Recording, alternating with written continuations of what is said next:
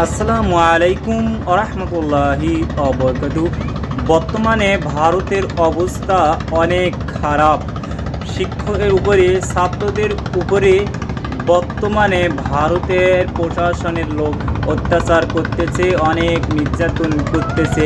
আপনারা ইতিমধ্যে দেখেছেন ইউটিউবে ও ফেসবুকের মাধ্যমে শিক্ষামন্ত্রীকে তারা ভারতের ছাত্ররা বলেছে শিক্ষামন্ত্রী পদত্যাগ, মোদি চাই পদত্যাগ চাই। ভারতের ও কিছু ছাত্র আছে তারা বলে সংসদ ভবন থেকে কিন্তু ইতিমধ্যেই মোদি পালিয়ে গিয়েছে অন্য জায়গায়। শয়তানের কিন্তু পতন হয়।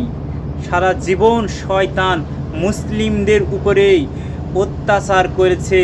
অনেক মসজিদ ভারত থেকে ভেঙে ফেলে সেখানে মন্দির করেছে এ ভারতের নাস্তিকেরা। ভারতের কিছু আছে না হিন্দু, নামধারী হিন্দু শয়তানেরা ভারতে অনেক মসজিদ ভেঙে সেখানে মন্দির করেছে।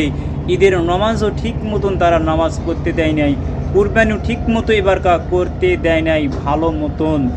আর রাস্তাঘাটে চেয়েছিল মুসলিমরা নামাজ পড়তে, সেখানে মুসলিমদেরকে নামাজ পড়তেও দেয় নাই। কিছু